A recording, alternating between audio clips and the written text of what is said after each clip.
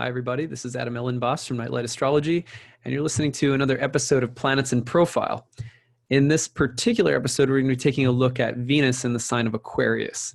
So this is following on a theme that I've been working with in 2019 and 2018 last year, which is to follow the movements of Venus and Mars through the 12 signs, and then gradually we'll work our way into looking at other planets through the 12 signs. So each of these is just a brief profile.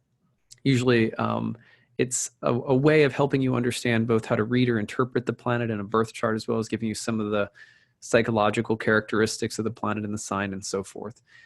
So, all right, I'm going to go ahead and share a little PowerPoint that I've made so that you can follow along with some of the notes that I've created for this. So in today's episode, we're going to be, again, looking at Venus in the sign of Aquarius. Now, Venus in Aquarius is not essentially dignified or debilitated. What do we mean by that? In all of the 12 signs of the zodiac, planets are thought to have different kinds of strengths or weaknesses based on the sign that they're in, whether it's their home sign or it's a sign that they struggle in. For example, every planet struggles in the sign that is opposite to its own home place. For example, the moon struggles in Capricorn and the sun struggles in Aquarius, opposite signs of Cancer and Leo. And there's a kind of science behind all of this. Similarly, there are places where planets are exalted and places where planets are said to be in their fall. This is also, and there's intricate rationale behind these things that are very interesting, and maybe in a future video series we'll do just a bunch of talks on dignity. But when a planet is not in any major dignity, any major strength, or it's not debilitated either, then it's in a kind of neutral position. It's reliant upon the host of whatever sign it's in. Just like if I was in your house, I'd be reliant upon you. If it weren't my own home, you would be my host. I'd be sort of dependent upon you. If you were in a bad mood, if you were sick, it might be harder for me to like get a good meal or to have a good conversation with you or something like that, right? So now I'm just inviting myself into all of your homes. So Venus in Aquarius, not essentially dignified or debilitated. Venus is thus hosted by Saturn whenever she's traveling through Aquarius. So you can basically, anytime that you're reading Venus in Aquarius in a birth chart, to get more information about topics like love, friendship, beauty, grace, women, sometimes sisters, as well as things like sensuality and art and friendship. I think I already said that. You would look at the house position of Venus, like Venus is in Aquarius, but what house? That might give you some more information. But then look at Saturn. Where is Saturn? And does Venus have any aspectual connection with Saturn? If Venus is in Aquarius and in a trine with Saturn, it gives you a different kind of Venus than if Venus is in Aquarius and opposed to Saturn, which might be a little bit more difficult. So these kinds of things matter. We can't, of course, give some total breakdown of how to analyze Venus, but just so that you get started knowing that when a planet is not in its own sign, you have to look at its host. The position of Saturn in the chart will tell you a lot about the health and nature of Venus if Venus is in Saturn's home. So that's always a starting point for Venus in Aquarius. Not only that, but when a planet is not in its own home sign, it will express itself in terms of the planet whose home it is in. And so Venus in Aquarius acts Saturnine, even though she's still Venus on a certain level. She's still the goddess, still interested in beauty and women and friendship and harmony and all this kind of stuff.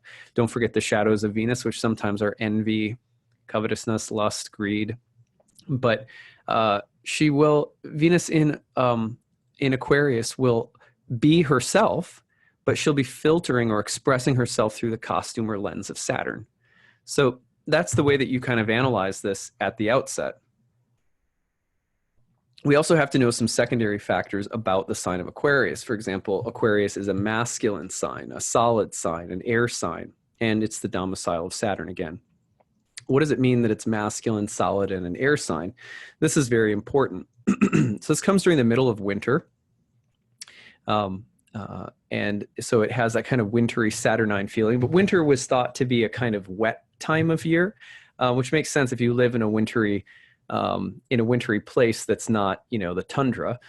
wintry places like Maryland, where I live, for example, and the kind of the winter in the region of the world where astrology came about, winter is kind of a wet time. So archetypally, the winter season in the zodiac is sort of associated with a certain kind of wetness. And we're starting to see that moisture coming about even more in the sign of Aquarius, because Capricorn is a bit more cold and dry, the previous Saturn-ruled sign in the winter series. So Aquarius comes next, and Aquarius is, again, going to be airier and lighter, and is going to be more socially stimulating. Air signs start to lift things up and out and circulate them. So you're thinking of a more social, a more movable, a more dispersive and kind of outwardly expressive Saturnine quality in Aquarius. So Saturn is not just one Saturn. It's important. Sometimes we think of Saturn, we just think of cold, dry, rigid, harsh, severe, limiting. But actually, Saturn is also related to the sign of Aquarius, which is much more social, much more, it's less dry, it's becoming more moist. Air is typically air is thought of as warm and moist. The winter, you're getting a bit more of the moisture coming through in Aquarius. Of course, this is the water pourer, and we're talking in many ways about the sign that was coming right on it was looking forward towards spring. You know, once you get into this Aquarian time of year, in many ways you're anticipating, you're starting to move out of the darkness of winter and closer towards spring. So in ancient times, the water pourer, the mythology of the water pourer, which is complex, and I've covered in a previous video on the meaning of the sun in Aquarius. But one of the meanings of the water pourer was about the coming floods of the Nile, or the coming floods that would bring spring back again. And so there's this, this is a Saturn-ruled sign, but it's more movable, it's more social, and it's lighter than Capricorn. It's a good way of thinking about it. However, even though it's lighter and sort of more social, it's also more mental. Air signs tend to be a little bit more communicative, intellectual, thought and idea based, and so forth. So at any rate, I almost went off on a tangent that would have taken a long time. So I'll just pause that. And let's just say that Aquarius is thus not only a place where Venus becomes Saturnine, but it's a special kind of Saturn. It's a little bit more, it's more social, it's more airy, it's lighter, and it's more expressive. Masculine energy is more from the center moving outward. So it's centrifugal. It moves from the center outward. And so it's an expressive place for Saturn, which is interesting because a lot of times we think of Saturn, we typically think of Saturn, we're thinking of a Saturn and Capricorn type of energy, which is a little bit more inert and grounded and stuff like that. But Saturn is a diverse planet and has a range of different expressions. So at any rate, there's not a one-to-one correlation between planets, by the way, and like elements or modalities. And sometimes we get that confused. It actually hinders us in understanding a planet.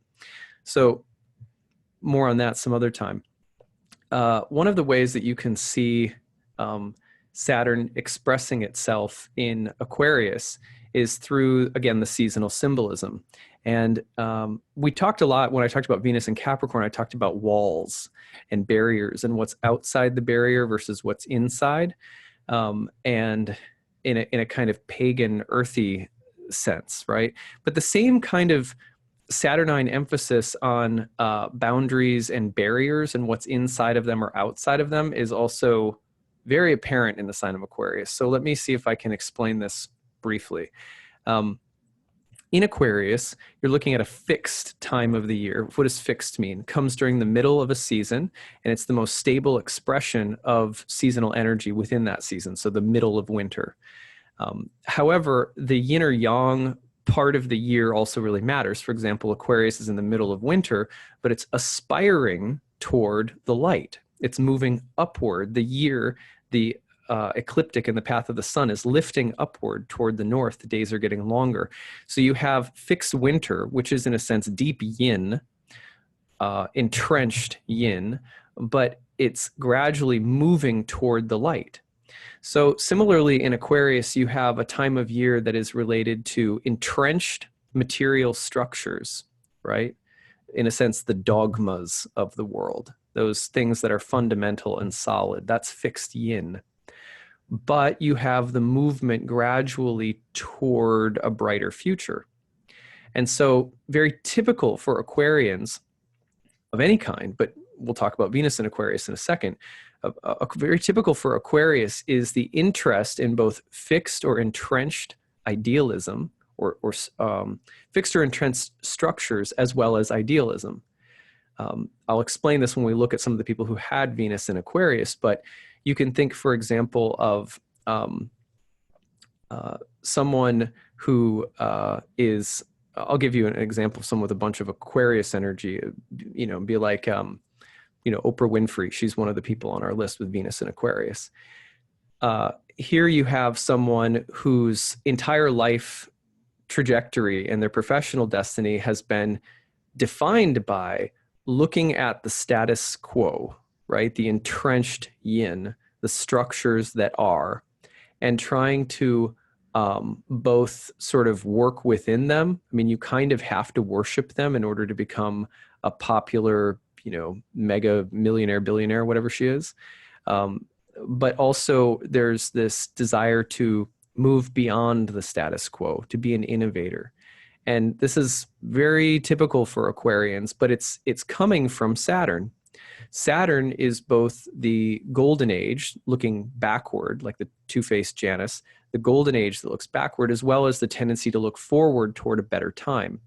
For example, the Make America Great Again slogan is so Saturn, right? Because you're looking back at a golden age. It was great. It was ideal. It was the perfect thing. You're looking at the fixed structure that is crumbling as spring is coming and as new life is coming. Or you're looking at the fixed structure and you're looking at it as dark. Oh, what's happened to America? It's become so ungreat, and that's the fixedness of the yin. It's either what used to be that was so good that's now crumbling, or what is that's the dark thing that is and the light thing that's coming. But either way, Saturn is drawing the boundary between the past and the future very strongly in this sign, because you're looking at the middle of winter where the yin or materiality is really fixed. And that either represents something that you're holding on to, right? Ideally, even though light and change is coming, or it represents some terrible thing that is, some darkness that is, some ignorance that is, and the desire to move beyond it as the light is coming. That kind of duality is like built into Aquarius, and it's a Saturnine reality in the classical language. So when Venus, goddess of love, harmony, beauty, friendship, etc., is in that sign, the reason I chose the picture for Burning Man, right, is because you have that same duality built into Burning Man. You have I don't like the man, burn the man. As they said, there was a movie when I was a kid named called Empire Records, and one of the classic sayings that I had a dear friend of mine, and we would like walk around, and we would always be like walking around town being like, "Damn the man," because that was a line from that movie that really stuck with us. But this is the same idea, right? Burn the man, the structures of society, the dark entrenched plutocracy, you know what I mean? And that's a Saturnine Aquarian reality. The thing is that it's somehow necessary to burn the man and to walk through the rainbow gate, the glorious artwork, the futuristic programming, the ideal on the horizon, the utopia in the distance. That's both Saturn, the past. Remember, at Burning Man, there's two things that are also tend to be celebrated: indigenous or archaic past, as well as future, bright, global techno shaman future, right? And so, and it's the disgust is with the status quo. That's a Saturnine reality, even though Burning Man might seem like Neptune, or we might ascribe Uranus to it, or all these other things. But really, in the classical language, the reason that we would say it's an Aquarian kind of thing is that, and I believe, I could be wrong about this, but I believe Burning Man might have gotten started when Neptune was in Aquarius, but I don't, someone check that and let me know on my YouTube feed. But at any rate, this is what is, and I don't, it needs to be something more. It needs to be something better.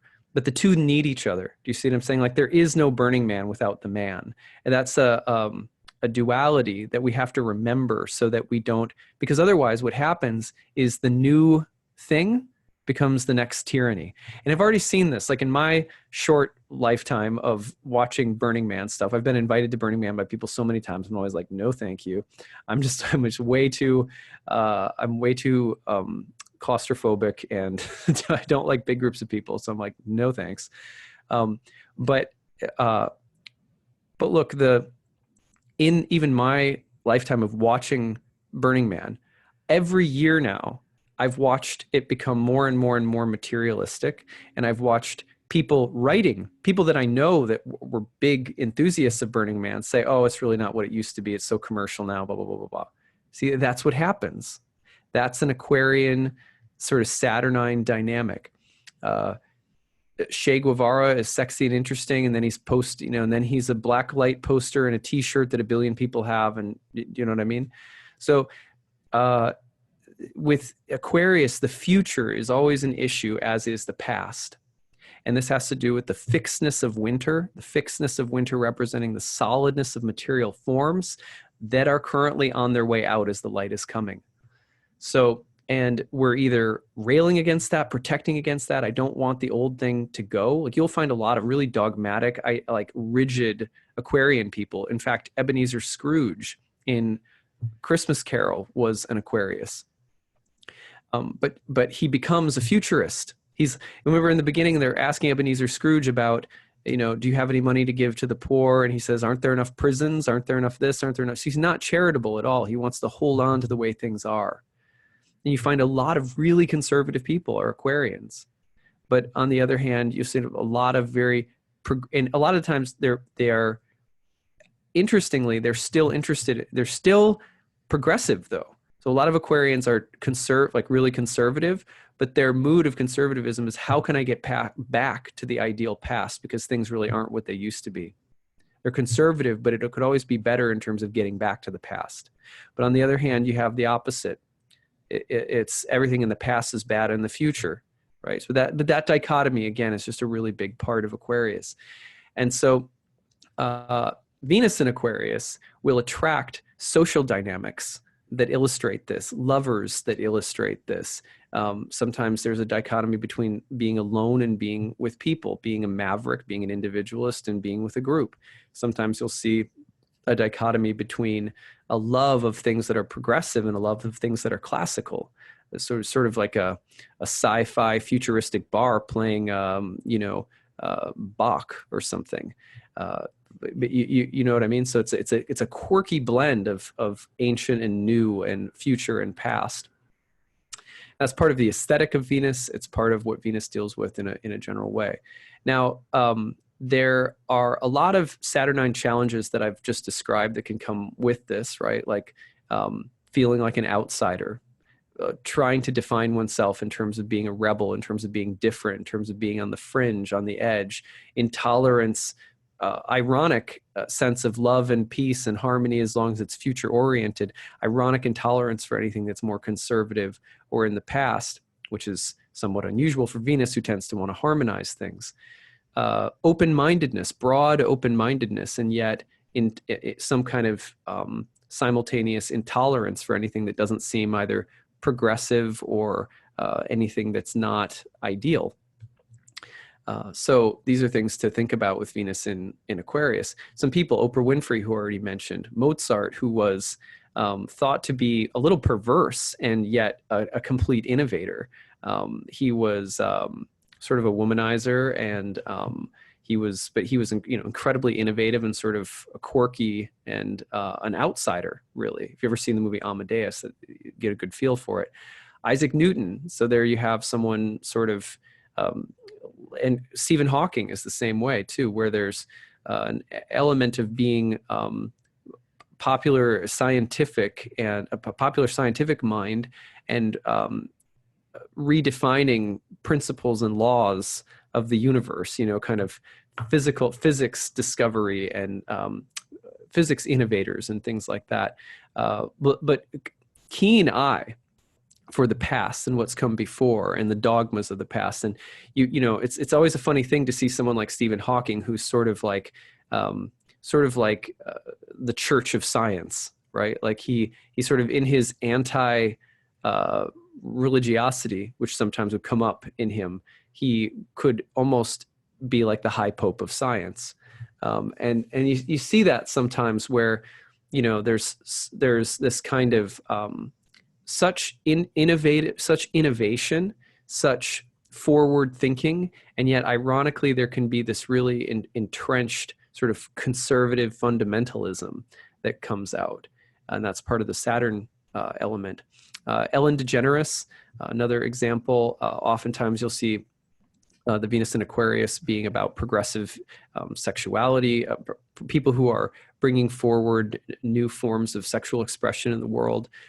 Muhammad Ali is another example. He's someone who's obviously a very popular activist and during his time, and a popular sort of celebrity figure, but of course he had very complicated relationships with women because of his religious beliefs, which were thought to be both very progressive for his time and defiant and original. He was an anti-war activist, but he was also incredibly conservative in his embrace of Islam, and it led to some very difficult, complicated situations, of course, in love and relationships. So progressive, but very conservative.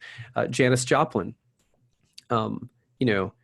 forward-thinking, progressive, like sort of wild feminist rocker, but also very severe at times in her behavior, right, and self-destructive, and this kind of loner rebel thing that can be very difficult and isolating. And that's something that people have written about with Janis Joplin. Pope Francis, here's someone who's very forward thinking, and yet he's the Pope, right? So Venus in Aquarius. Quentin Tarantino, right? He has this weird way of wanting to honor things from the past, like cowboys and samurais, right? And Civil War, and the World War II. He has this nostalgia for the past, but the way he does it is very almost futuristic and sort of sci-fi, and very innovative and forward-thinking as well. So the past and the future again. Elton John, another great example. Sexual, of course.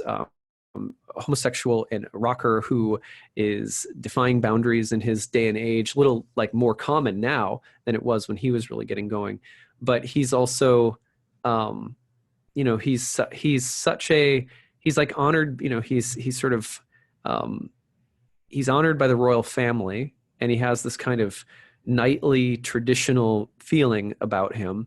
And yet he's very progressive in other ways. So you have that duality as well. Yoko Ono is similar, classically trained artist, becomes very progressive. Anyway, her story is very interesting as well. And I had to throw in one like sort of real shadowy example of R. Kelly. Obviously, R. Kelly's been in the news a lot lately. Venus in Aquarius. Again, sometimes what you have are the outsider and the way that Venus in Aquarius can express itself sometimes can be really severe too, where the way, like going back to Mozart, where there's a kind of almost like a perversion quality of sexual expression, and again with R. Kelly, you have someone who's a very popular figure, and again thought to be a real musical innovator in many ways, but also there's this weird way in which there's this kind of like weird culty fundamentalist quality to him, and expressed itself really in these very like abusive ways. So I don't mean to suggest that people who have Venus in Aquarius are perverted or culty or fundamentalists or things like that, but there is a shadow side, a severe, harsh, intense kind of outsider weirdo quality that can express itself sometimes in really damaging and complicated ways. So Venus in Aquarius sometimes the Burning Man progressive idealist, sometimes the more angry, hard, rigid expression, which is weird for Venus, right? It doesn't feel totally right. But remember, Saturn also has a lot to do with repression, where we get repressed. And so Venus in Aquarius sometimes has this feeling of like repression, like everything is trying to repress me, which builds this kind of pneuma and creative tension within, and then it expresses itself in all these wild forms. And sometimes that also is in terms of creativity, but also sexuality. And it has it's like boundary defying, and it has to go beyond the limitations of Saturn sort of sexually, or in terms of how one expresses one's energy. So that's what I've got for Venus in Aquarius today. As usual, I hope you like this, and we will be back soon for Venus in Pisces, which is happening later this month. All right, take care, everyone. Bye.